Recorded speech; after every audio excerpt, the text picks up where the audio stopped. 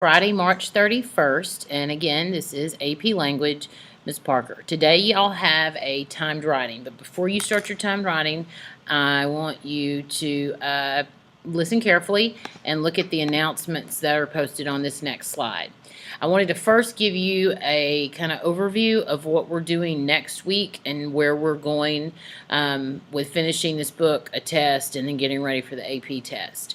On Monday and Tuesday, you'll have 2 more lessons dealing with personification, symbolism, and theme is the Tuesday lesson on the point of Douglas's narrative. Wednesday, you'll finish and turn everything in, and you'll get a review for the test. Thursday, you'll be given the whole class period to prep for the test. And Friday, you will have a test over Douglas. The majority of the test will be writing. I will provide you with some of the prompts in which you might have on the test, but you will be expected to be prepared to answer those in complete sentence discussion format. A couple of other things that I want to point out before you start writing is that next Friday, which is April 7th, that is the last day. If you are going to take an AP exam, you need to pay for that in the counselor's office. I think they're about $85, so you need to make sure you get that to Miss McLeod by Friday, April 7th. You can take obviously the AP language exam. If you want to take the AP lit exam again, maybe to try to get a higher score, you can. Obviously AP, what are y'all? Government, economics, AP biology. Again, you need to look and decide which ones you're going to do, and let your parents know, not Thursday night before it's due, because that's a lot of money to ask for them to have.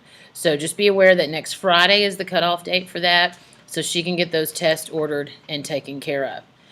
All right, the next thing is what you're going to do today. You need a couple of sheets of paper out on your desk, and obviously the prompt itself and the passage. Mr. Campbell has a copy of the passage and the time writing prompt that he will give out to you, or hopefully has already given out to you, either way.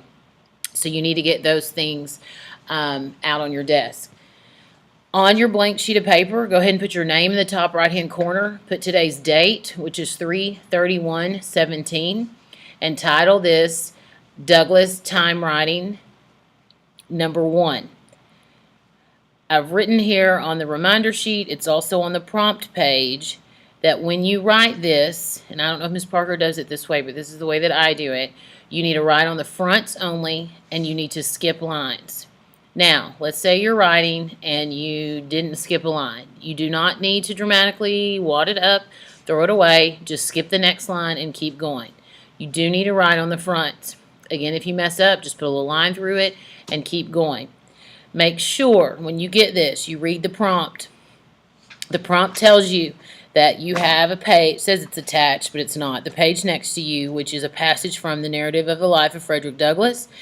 While you're reading it, look for, note the tone, and of course the literary language or elements in which he uses to characterize Master Thomas. Look at the language, the diction, word choice, imagery, all of those things.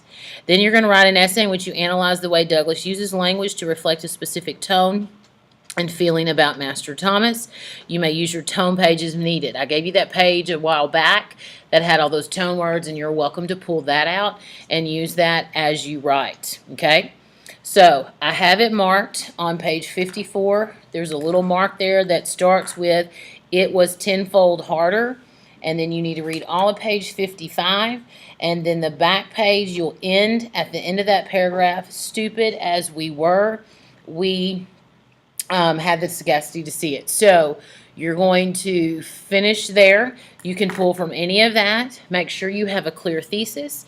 Make sure it is specific. You should include a tone word. We've been practicing that for the past couple of days as you write. Make sure you give specifics and that you are very clear in your explanation. When you're finished, you can staple it together and turn it in. I hope you have a great weekend. And I will see you on, or talk to you Monday.